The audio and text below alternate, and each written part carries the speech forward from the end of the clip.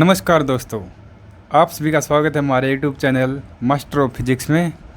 तो दोस्तों, आज हम करने वाले हैं हमारा topic conservation theorem for a particle. ठीक है, इसके आगे हमारा आएगा conservation theorem for a system of particles के लिए। ठीक है, तो वो भी बहुत इंपॉर्टेंट है, वो हमेशा 6 नंबर में आता है और ये 3-4 नंबर में पूछ लेते हैं इसको भी। ठीक है, तो हम पढ़ेंगे कि हमारी कंजर्वेशन थ्योरम क्या है एक सिंगल पार्टिकल के लिए। ठीक है, तो पहला हमारा क्या है, conservation theorem for energy of A particle.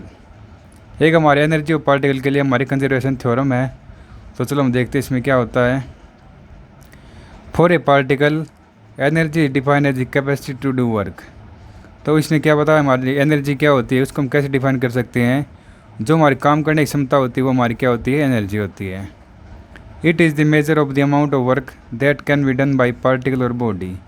तो हम इसको कैसे मेजर से कर सकते हैं, जितना हम काम करते हैं ना उसको जितना हम काम करते हैं हमारी बॉडी के द्वारा, तो उसको हम मेजर कर सकते हैं एनर्जी में। ठीक है, it is of different kinds, ये कई प्रकार की होती हैं। पहले होती है mechanical energy, electrostatic energy, electrical energy, atomic energy, et cetera et cetera. ठीक है, ये बहुत सारी एनर्जी हैं, आप देख लेना इनको। तो मेनली इसमें क्या पढ़ेंगे, मैकेनिकल एनर्जी पढ़ेंगे। हमारी किस 2 प्रकार की होती है, पहले होती है काइनेटिक एनर्जी और दूसरी होती है हमारी पोटेंशियल एनर्जी। तो काइनेटिक एनर्जी क्या होती है, आपने पिछली क्लास में पढ़ा है, जो हमारी मोशन के कारण आती है वो हमारी क्या होती है, काइनेटिक एनर्जी होती है। और पोटेंशियल एनर्जी क्या होती है, जो हमारी कन्फिग्रेशन के कारण आती है वो हमारी पोटेंशियल एनर्जी होती है। ठीक है, तो पहले हम काइनेटिक एनर्जी पढ़ लेते हैं, बारी बारी से दोनों पढ़ेंगे हम। ठीक है, इनका डेरिवेशन है। तो काइनेटिक एनर्जी क्या होती है, it is energy possessed by the particle due to its motion. ठीक है, ये वो एनर्जी होती है जो हमारे पार्टिकल के मोशन के कारण पोजेस्ड होती है। ठीक है, पोजेस्ड। तो आगे क्या, for a particle of mass M moving with velocity V kinetic energy is given by. हम एक पार्टिकल मान लें जिसका मास एम है और वी वेलोसिटी से मूव कर रहा है, तो उसकी काइनेटिक एनर्जी क्या हुई, T is equal to half M V square. Kinetic energy को हम टी से डिनोट करेंगे इसमें। ठीक है, आगे क्या, work done in going from position A to B can measured in term of kinetic energy. तो हमारा जो काम होगा एक ऑब्जेक्ट को पोजिशन ए से बी तक ले जाने के लिए, तो हम उसको किस में मेजर करेंगे, काइनेटिक एनर्जी में करेंगे। ठीक है, हमारी किसी भी एक सिंगल पार्टिकल को ए टू बी ले जाने के लिए जितना हमने काम किया उसको हम काइनेटिक एनर्जी में मेजर कर लेंगे। ठीक है, तो हमारा वर्क डन क्या हुआ, एफ डी एस। ठीक है, ए टू बी हमारा क्या हुआ, ए पोजीशन से बी पोजीशन तक जा रहा है, तो इसका हमारा इंटीग्रल हो गया। तो आगे हमें पता हमारा सेकंड न्यूटन लॉ से हमारा क्या होता है, एफ हमारा क्या होता है, D P upon D T होता है। ठीक है, और ये हमारा क्या है, rate of change of linear momentum है। और डी एस हमारा देखो इस साइड हमारी वेलोसिटी क्या होती है, D S upon D T होती है। तो हम डी एस को क्या कर सकते हैं, हमारा डी टी साइड मल्टीप्लाई में चला जाएगा। तो डी एस की वैल्यू आ गई हमारी वी डी टी आ गई। तो डी एस की value V D T put कर दी, एफ की हमारी वैल्यू पुट कर दी, D P upon D T कर दी सेकंड लॉ से। ठीक है, तो हमने हमारा मोमेंटम क्या होता है, मास इंटू वेलोसिटी होता है, ये हमने पुट कर दिया।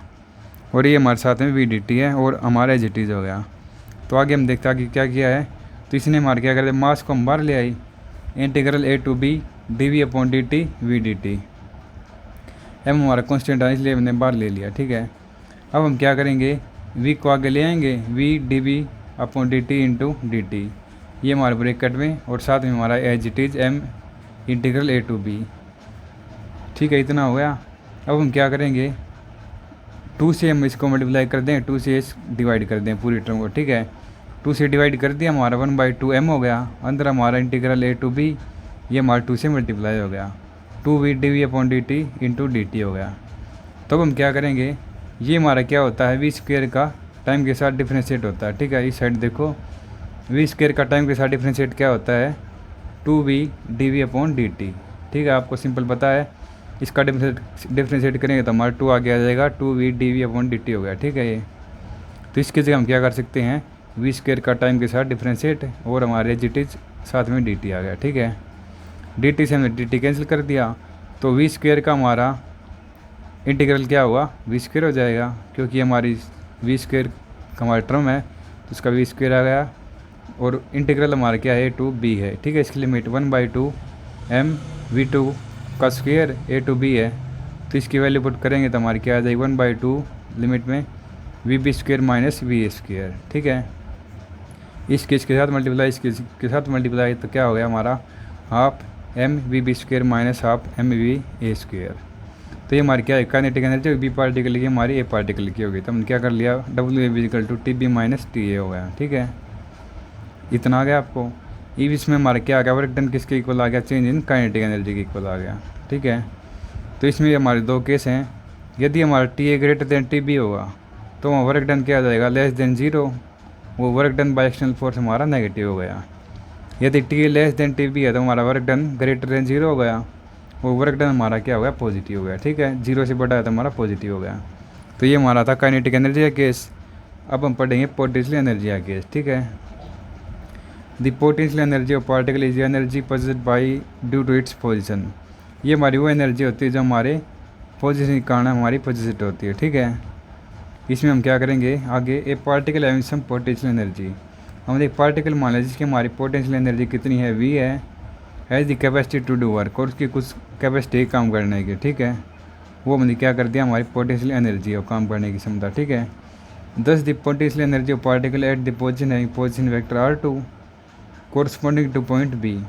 तो इसने क्या बताया, हमारी पोटेंशियल एनर्जी है ना, उसकी हमारी पोजिशन क्या दे रखी है और उसका पोजिशन वेक्टर क्या दे रखा है, R2 है, और किसके कोरस्पॉन्डिंग हमारा पॉइंट बी के।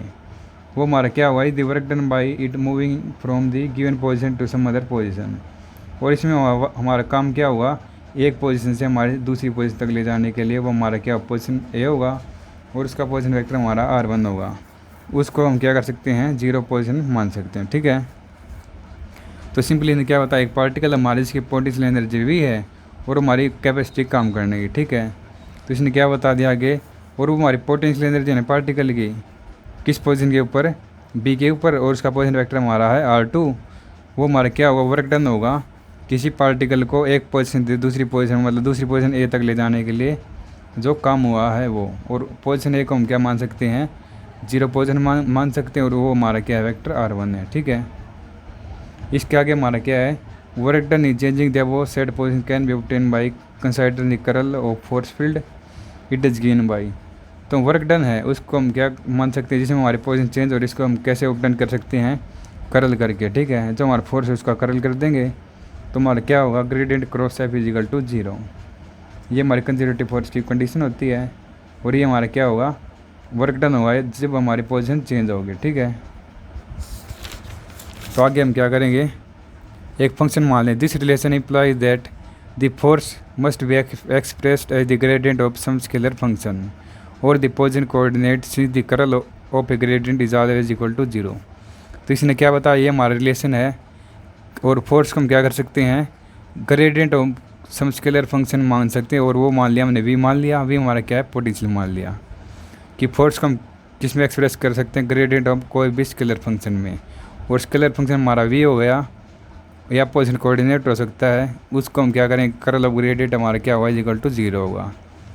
तो ग्रेडियंट क्रॉस ग्रेडियंट भी हमारा क्या हो गया, जीरो हो गया, और इसको हम नेगेटिव लिख सकते हैं। ठीक है, तब हम क्या करेंगे, हमारी इस इक्वेशन को, और हमारी 1.8 इक्वेशन है ना फोर्स की, तो 1.8 हमारी कौन सी है, ये है फोर्स की gradient cross F is equal to zero.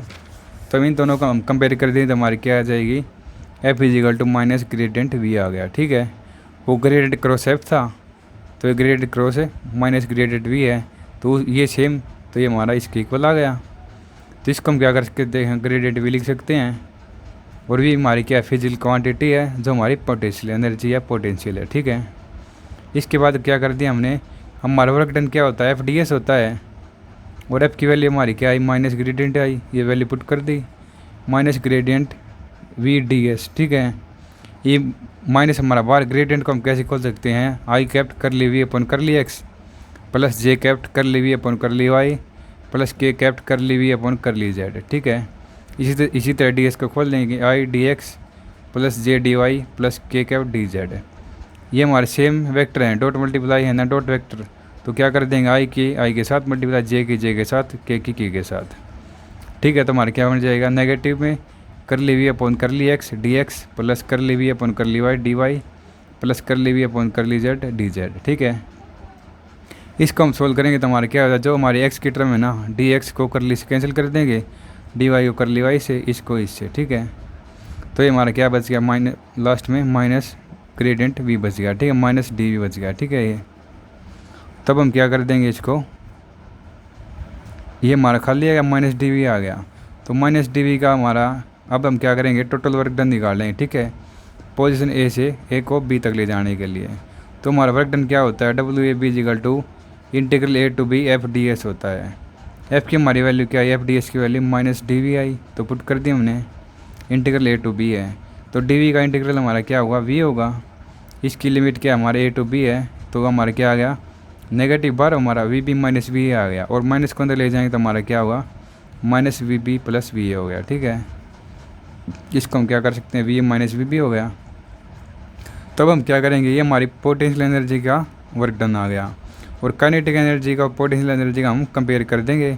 तो हमारा पीछे क्या था, T B minus T A था, T B minus T A था, उसके इक्वल में हमने क्या कर दिया, V A minus V B कर दिया, ठीक है। तो ए की टर्म एक साइड, बी की टर्म एक साइड, तो हमारा क्या आ गया, टी वी प्लस वी हमारा कांस्टेंट हो गया, ठीक है। तो हमें ये प्रूव करना था।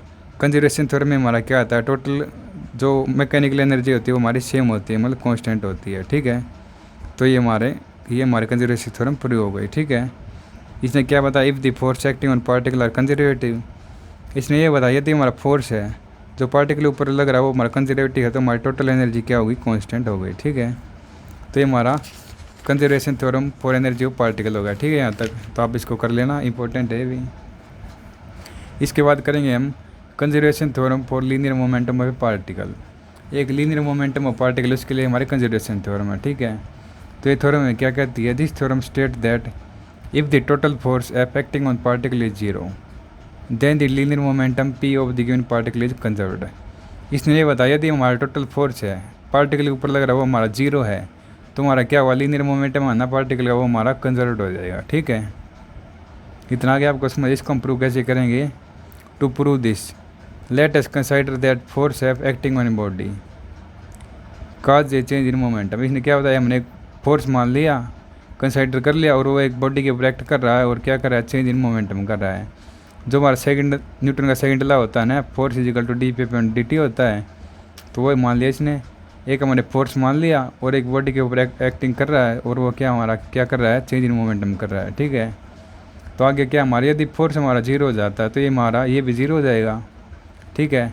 और ये हमारी टर्म इस साइड चली गई, डी पी का इंटीग्रल पी हो गया, तो हमारा कांस्टेंट हो गया, ठीक है। तो हमारी कंजर्वेशन थ्योरम पूरी हो गई।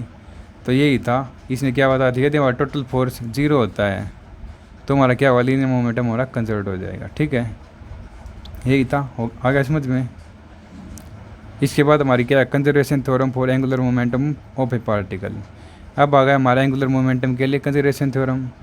तो इसमें हम क्या करेंगे, उसमें हमने क्या लिया था, टोटल फोर्स था, इसमें हमारा टोटल टॉर्क हो जाएगा, लीनियर मोमेंटम था, इसमें हमारा एंगुलर मोमेंटम हो जाएगा, ठीक है।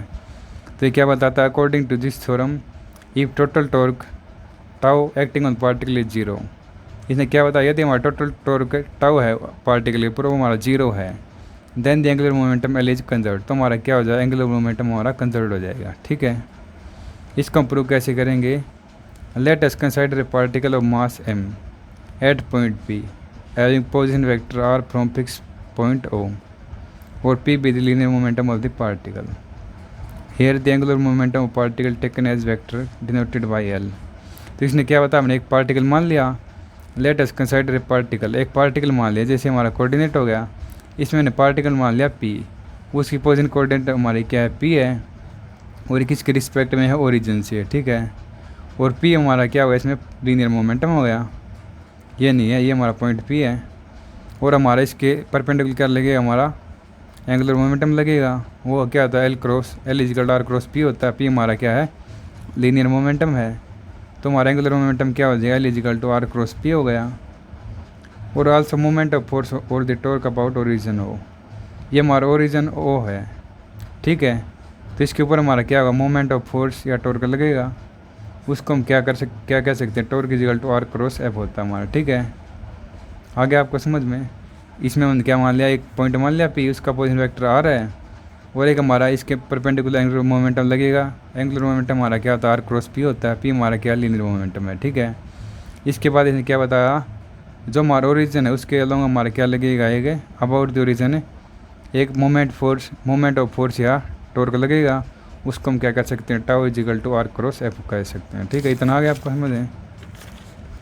इसके आगे हमारा क्या होगा, फोर्स हमारा D P upon D T होता है सेकेंड लॉ से, तो एफ की वैल्यू पुट कर दी, टाउ क्या होता है, आर क्रॉस एफ होता है, एफ की वैल्यू ये हो गई R cross D P upon D T हो गया। ठीक है, अब हम क्या करेंगे, आर क्रॉस पी का डिफ्रेंशिएट कर दें टाइम के साथ, ये हमें पता है। ठीक है, हमारे एल क्या होता है, आर क्रॉस पी होता है, और उसका हम डिफ्रेंशिएट कर रहे हैं, तो हमारी ये यू इंटू वी हो गया।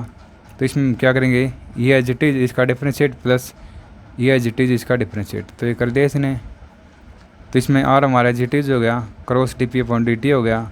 अब की बार D R by D T का डिफ्रेंशिएट हो गया, हमारा एज इट इज़ हो गया। ठीक है, तो हम क्या करें, हमें ये टर्म लेनी है। ठीक, इसमें ये टर्म है तो इसको हम नेगेटिव ले जाएंगे, इस टर्म को छोड़ के ये हमारे परली साइड चली जाएगी उस साइड, तो हमारी नेगेटिव हो गई। ठीक है, तो हमारी क्या बच गई, R cross D P upon D T is equal to में D Y D T R cross P, ये साइड माइनस में चली गई, minus D R by D T cross P होगा। ठीक है, ये वैल्यू हम इसमें पुट कर देंगे, हमारी पुट कर दी तो हमारी क्या आ गई, tau equal to D R cross P minus D R by D T cross P. ठीक है, अब हम क्या करेंगे, हमारा पी होता हमको क्या पता है, मास इंटू वेलोसिटी होती है, लीनियर मोमेंटम है, D R by D T हमारा क्या होता है, वेलोसिटी होती है। तो ये हमने पुट कर दिया, ये हमारा as it is D R by D T हमारा वी हो गया, ये हमारा मास इंटू वेलोसिटी हो गया, ये क्रॉस प्रोडक्ट में है, मास हमने कॉमन ले लिया, वी क्रॉस वी आ गया। ठीक है, हमारा सेम का क्रॉस प्रोडक्ट क्या होता है, जीरो होता है। ठीक है, तो हमारा ये जीरो हो गया, तो हमारी क्या टर्म बच गई, D by D T R cross P हो गई, और आर क्रॉस पी हमारा क्या होता है, D L by D T होता है। ठीक है, आर क्रॉस पी एल होता है, और साथ हमारा टाइम के साथ डिफरेंट सेट है, तो टाउ हमारा क्या है, D L by D T आ गया। तो इसमें हम क्या कह सकते हैं, time rate of change of angular momentum is equal to torque acting on the body. तो ये हमारा क्या है, time rate of change of angular momentum है, किसके इक्वल है, टॉर्क के इक्वल है। ठीक है, तो इसके बाद क्या कर दिया इसने, when tau is equal to zero, यदि हमारा टाउ जीरो तो ये भी हमारा जीरो होगा, और ये हमारा क्या हो जाएगा, कॉन्स्टेंट हो जाएगा। ये हमारा D T zero, D L का इंटीग्रल एल हो गया, तो ये हमारा कॉन्स्टेंट आ गया। तो ये हमारी कंसिडरेशन थ्योरम पूरी हो गई। क्या हो गई कि हमारा एंगुलर मोमेंटम एल का वो कॉन्स्टेंट आ गया, और एल हमारा कंसिडर है, तो हमारी consideration theorem of angular momentum prove हो गया। ठीक है, तो दोस्तों ये हमारा टॉपिक हो गया कंप्लीट। ठीक है, इसमें हमारे 3 केस होंगे, एनर्जी के लिए, लीनियर मोमेंटम के लिए, एंगुलर मोमेंटम के लिए। ठीक है, एक सिंगल पार्टिकल के लिए है। तो हम हमारी वीडियो को यहीं पर ख़त्म करते हैं, तो मिलते हैं आपसे नेक्स्ट लेक्चर में। तब तक खुश रहिए, मस्त रहिए, धन्यवाद।